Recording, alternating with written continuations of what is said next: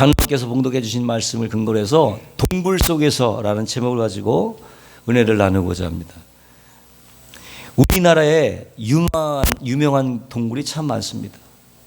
뭐 강원도 영월에 가면 고시동굴, 또 단양의 고수동굴, 제주도의 만장굴. 특별히 제가 저희 가족과 어렸을 때 갔던 동굴이 있는데 바로 삼척의 환선굴이에요. 다 기억나시죠? 환선굴. 그 동굴 안에 난 조그만 연이 갔다 오더니 엄청나게 넓고 크더라고요. 근데 산뜻하지는 않아. 뭔가 좀 어둡고 음산하고 칙칙하고 습하고 불편하기가 그지없죠. 잠시면 몰라도 계속 오랫동안 살 곳이 못 된다고 하는 거예요. 그러나 우리가 인생을 살다가 보면 이런 동굴 같은 데로 가야 할 때가 있습니다. 정말로 들어가고 싶지 않지만은 어쩔 수 없이 마지막 피난처로 동굴에 들어갈 수가 있는 거예요. 오늘 다윗도 그런 경험을 하고 있습니다. 사무엘상 2장에 보니까 다윗이 큰 위기에 빠졌다가 간신히 빠져나왔어요. 그래도 여전히 틈만 나면 자기를 죽이려고 달려드는 이 사울왕을 피해서 이제 적국까지 도망갔어요. 적국 블레셋에 들어가서 거기서 아기스 왕 앞에 목숨을 부지하려고 계급을 몰고 미치광이 행세를 했죠. 겨우겨우 살아남았어요. 그리고 간 곳이 바로 오늘 이 아둘람 동굴이란 아둘람 동굴. 오죽했으면은 이런 동굴까지 왔겠느냐. 다윗의 인생에 있어서 그야말로 그냥 바닥을 친 거예요. 바닥을 친 거야. 추락하는 것에는 날개가 없다고요? 한번 떨어지면 걷잡을 수 없어요. 근데 그 떨어지는 동안에도 그저 안 떨어지려고 바둥바둥 되는. 예? 그럼 힘만 들지. 힘만 들어. 안 떨어지려고 바둥바둥 되면 힘만 들어. 그러니까 몸무게도 빠지고 눈도 휑하고 가끔 헛소리도 하고 누가 봐도 정상이 아닌 거예요. 그러나 일단 바닥을 치고 나면은 오히려 마음이 편합니다. 아마 모든 것을 다 포기한 상태이기 때문에 더 이상 나한테는 잃을 것도 없다. 또 손해볼 것도 없기 때문에 마음이 편해. 이제 어떻게 바닥을 쳤으니까 뭐만 남았어? 올라갈 일만 남은 거지. 예? 올라갈 일만 남은 거예요. 그래서 마음이 더 홀가분해요. 그리고 또 자기가 뭐가 문제인가를 깨닫게 되고 보다 아주 근본적인 문제를 찾게 되는 거지. 그때부터 정말 기본 문제를 찾게 되는 거예요. 무엇보다도 하나님이 이때를 기다리신 거예요. 하나님이 이때를 기다리신 거예요. 완전히 포기할 때까지 두 손 두 발 다 들 때까지 기다리신 거예요. 왜? 그래야 누가 보여? 하늘이 보이는 거야. 그때서야 하나님을 찾는 거예요. 그때서야 하나님이 보이니까. 그래서 하나님 어디 있다? 우리 마음 어디 있다? 밑바닥에. 우리 마음의 밑바닥에 계시는 거예요. 그 하나님 만나기 위해서 어떻게? 내려가야 돼. 마음이 계속 내려가야 돼. 하나님 찾기서 마음 밑바닥까지 내려가야 돼. 내려가다 보면 거기에 누가 계신다? 하나님이 계신다. 아멘. 믿으시기를 주의 이름으로 축원합니다. 물에 빠진 사람이요 구조할 때 보세요. 그냥 어떻게 힘이 다 빠질 때까지 그냥 기다려도 죽을 똥 막을 땡 할 때까지 그냥 기다려 두는 거예요. 빠진 사람의 입장에서 몸에 지푸라기도 막 잡으려고 하지. 그러니까 한번 잡히면 놓지 않는 거야. 놔두지 않아. 그럼 어떻게 해? 둘 다 죽는 거야. 잡은 사람이나 잡힌 사람이나 둘 다 그냥 물에 빠져 죽는 거예요. 그래서 능숙한 구조는 힘이 다 빠질 때까지 그냥 내버려둬. 그냥 놔둬. 그러다가 다 빠지면은 머리채만 끌고 이렇게 끌어내는 거지. 근데 하나님 보니까 이제 그때가 된 거야. 지금 보니까 구조할 때가 된 거예요. 그래서 먼저 자신의 부모와 형제들을 다윗이 있는 동굴로 보냈습니다. 근데 사실 이 다윗의 부모와 형제들은 다윗을 인정하지 않았어요. 사울이 왕을 뽑을 때에 어떻게 했습니까? 이새의 집에 방문했을 때 다윗의 아버지 이새는 다윗을 뭐 전혀 왕이 될 후보자로 생각하지 않기 때문에 그냥 양치러 들에 보냈다고. 인정하지 않았단 말이에요. 또 형들도 마찬가지예요. 아버지 신분으로 왕들이 전쟁에 나갔으니까 좀 갔다 오라고 갔을 때에도 형들이 전혀 다윗을 인정하지 않았어요. 들에 있는 양은 어찌하고 전쟁 구경하러 왔느냐고, 아주 너는 교만하고 교활하기 짝이 없는 놈이라고 그렇게 그랬단 말이지. 인정을 안 했어요. 근데 그런 부모와 형제들이 지금 바뀐 거죠. 이제는 모두가 바뀌었어요. 모두가 다윗을 인정하고 아둘람 동굴로 다윗을 찾아온 거예요. 정말 기대할 것 없는 다윗에게는 큰 힘이 되지 않을 수가 없는 거죠. 거기다가 하나님은 400명이나 되는 사람들을 동굴로 보냈는데 이때에 보니까 정말 형편없어. 환난당한 자지, 빚진 자지, 마음에 원통함이 있는 자들이지, 겉보기에는 정말 별 볼도 없는 사람들이. 근데 그 400명이 나중에 600명이 돼갖고 다윗 생애에 아주 중요한 역할을 감당했다는 사실이죠. 이것이 다윗의 동굴 체험이다. 다윗의 동굴 체험.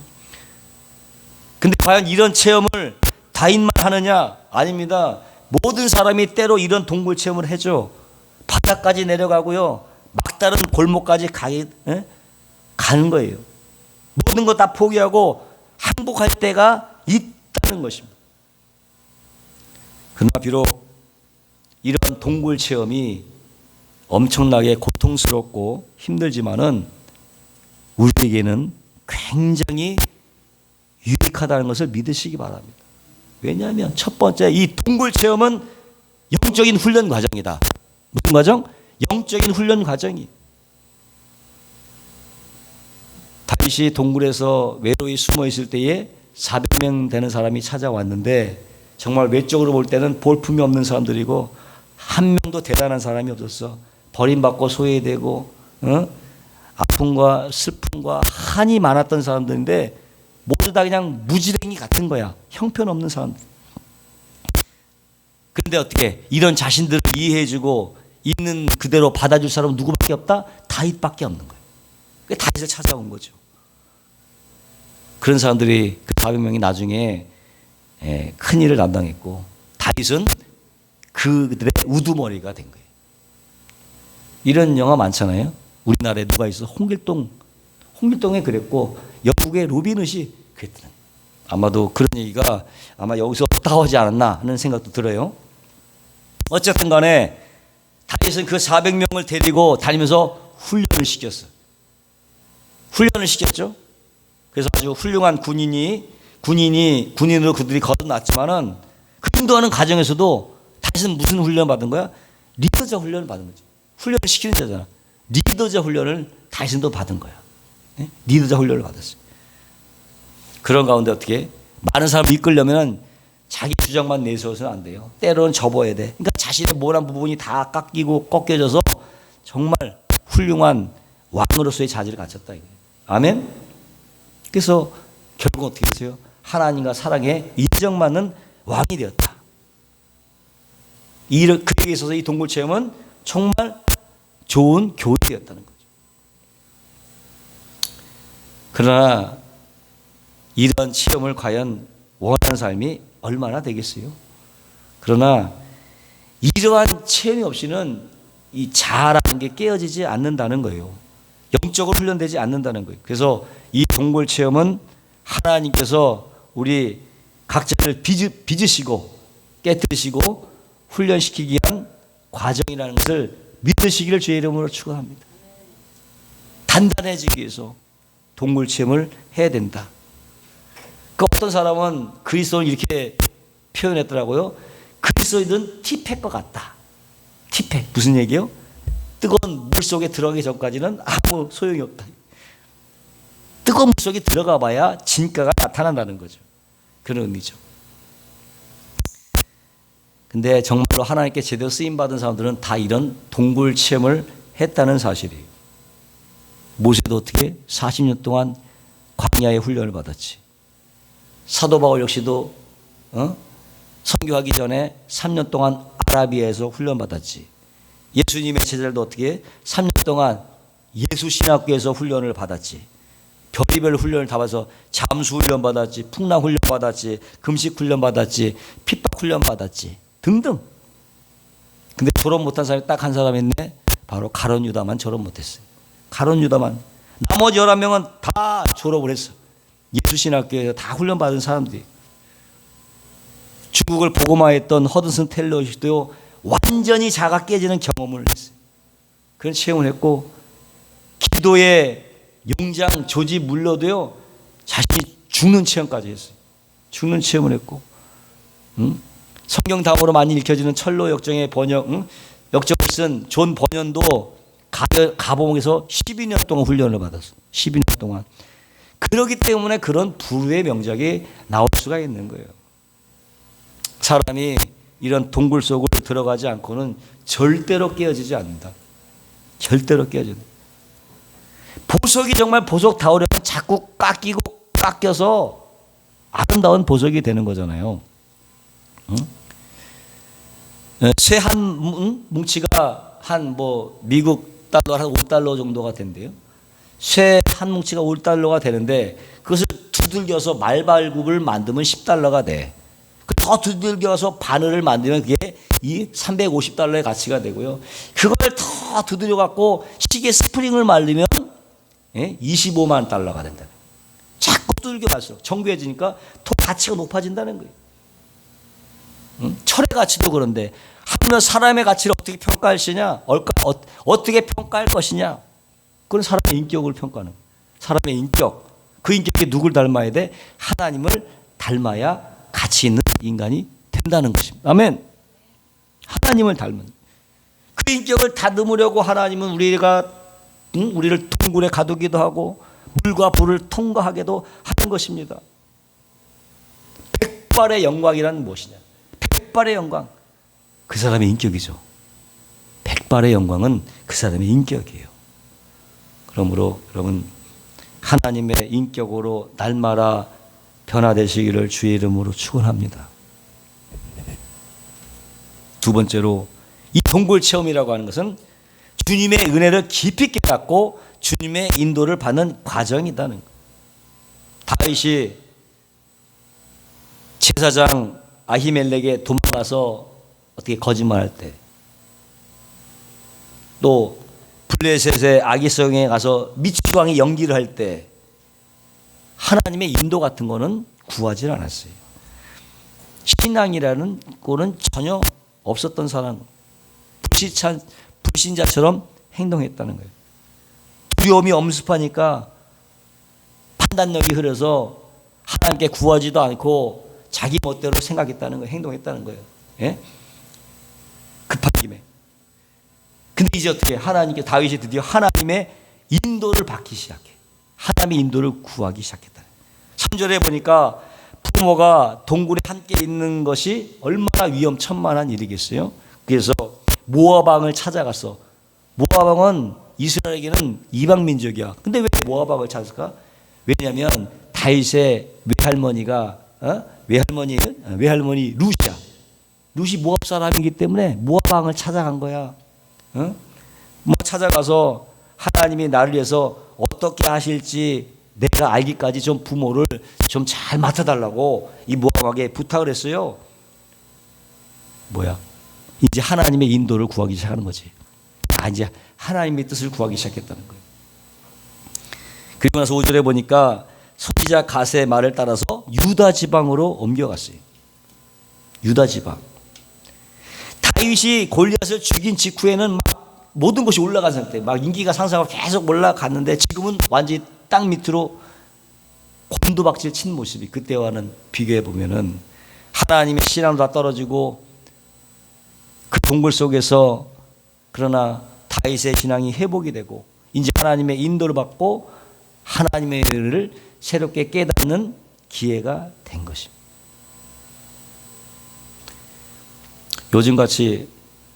요즘 정말 맛있는 음식들이 너무 많아요. 너무나 많아. 그런데 여러분, 시장이 반찬이라는 얘기가 있어요.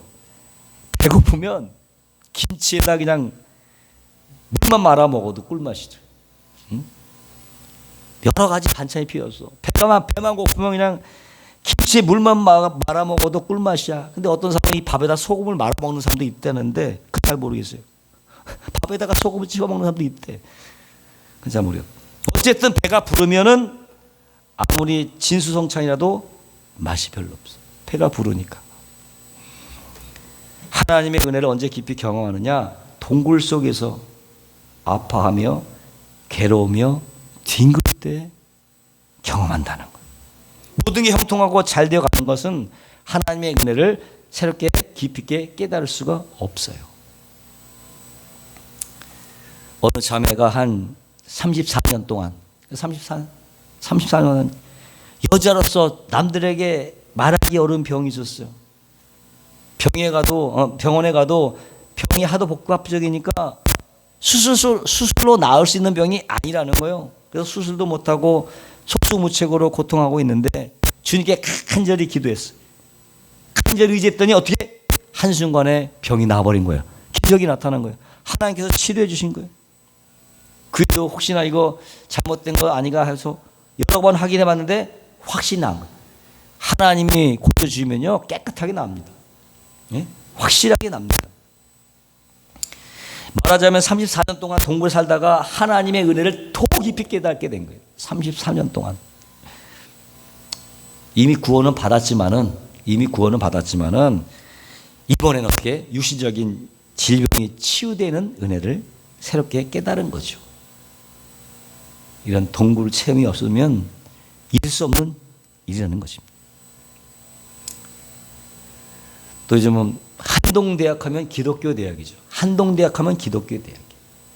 이 기독교 대학, 한동대학을 세운 이야기가 갈대상자라는 책에 소개되고 있는데 김영애 권사님이지. 그러니까는 김영일 박사님의 아내분이신데요. 이 권사님이 그 책을 썼는데 그 당시에 부도난 학교, 그거를 인수받아서 오늘 이르기까지의 과정을 담은 책이에요. 철저하게 김영일 박사가 이 동굴 체험을 하면서 키운 학교가 바로 하나님의 대학교, 곧 한동대학교라는 거죠. 1999년 5월 달인데 5억 원이라는 돈을 다음 날에 결제해야 돼. 다음 날에 결제했는데 결제할 방법이 없는 거예요. 막막한 거예요. 그거 못 내면 부도나고 끝나는 거예요. 5억 원을 달라고 총장지에서 나오지도 않고 계속 기도하는데도 응답이 없어. 하나님께 응답이 없어요. 답답하죠. 근데 그날 채플 강사로 오신 목사님이 총장실을 방문했는데 앉아서 딱 총장의 그 양말을 보니까 가관인 거야. 한쪽은 제대로 신고 한쪽은 뒤집어 신고 정신이 없어. 총장님, 야, 한쪽 양말을 뒤집어 신었어요. 무슨 걱정거리도 있으십니까? 라고 물었죠. 그제서야 내일까지 5억 원을 결제를 못하면 학교가 부도날 판이라고. 그래서 목사님이 인천에 사업하시는 분이 있는데 제가 한번 부탁해 보겠다고. 근데 사실 그분도 요즘 뭐 좋지 않아서 내일까지 5억을 만들기는 어려울 것 같지만 그래도 한번 최선을 다해 보겠다고. 그 얘기 듣고 또 들어가서 기도를 그렇게 했어요. 다 간절히 기도하는 어떻게 됐겠어요? 그 다음날 오후 2시에 5억 원이 입금됐다는 거예요. 할렐루야. 이런 체험이죠. 이렇게 초기에 한동대학교 김영길 총장님은 그야말로 그 학교를 세우는데 동굴의 연속이에요. 이런 일들이 계속 연속이 되는 거예요. 그럴 때마다 뭐가 쏟아져? 하나님의 은혜가 쏟아지는 거예요. 동굴 체험 중에서 하나님의 은혜가 또 체험하고 또 체험하고 또 체험하고. 그래서 그는 이렇게 고백하는 것입니다. 한동대학교에 돈이 없는 것이 오히려 하나님의 축복이다. 돈이 없는 게 하나님의 축복이다. 그러면서 훌륭한 교수들도 있고 우수한 학생들도 있고 좋은 교육 프로그램도 있는데 만약 여기에 돈 걱정까지 없다면 우리가 하나님을 의지하겠느냐. 그런 말을 했다는 거예요. 이렇게 여러분 동굴 체험이라고 하는 것은 어느 한 사람만의 특별한 체험이 아니에요. 우리 역시도 이런 체험을 하는 것입니다. 할 수가 있다는 거예요. 하나님의 백성이건 아니면 인간이면 누구나 다 이 체험을 해야 되는 거예요. 문제는 그 동굴을 내가 어떻게 인식하느냐, 그 동굴을 어떻게 인식하느냐. 그 동굴은 뭐다? 하나님께서 나의 인격을 다듬으시는 영적인 훈련 과정이다. 그렇게 믿으시기 바랍니다. 이런 과정을 통해서 하나님의 은혜를 알고 하나님의 비전을 발견하게 되는 것입니다. 아멘. 이런 비전이 있는 사람은 마음속에 늘 소망이 넘쳐, 꿈이 넘쳐, 희망이 넘쳐, 열정이 넘친다는 거예요. 아멘. 이 비전이 있는 사람. 그래서 그 사람은 날마다 새로운 삶을 창조해 나갈 수가 있는 것입니다. 아멘. 예? 그러므로 우리 모두는 이런 하나님의 비전을 갖고 창조적인 삶을 살아가야 될 줄로 믿습니다. 결국 이런 동굴의 과정을 잘 통과하면 나에게 이 동굴 체험이야말로 가장 기쁜 체험이고 가장 값진 체험이고 가장 복된 체험이라고 고백하게 될 줄로 믿습니다. 기도하겠습니다.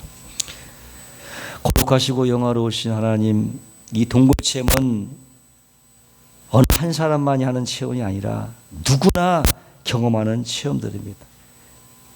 그 동굴을 오히려 피하지 말고 그 동굴 체험을 통해서 하나님의 나의 인격을 다듬는 인격의 훈련 과정이라는 것을 깨닫게 하시고 하나님의 비전을 따라서 날마다 소망차게 살게 하여 주시옵소서. 감사하며 예수님의 이름으로 기도하옵나이다. 아멘.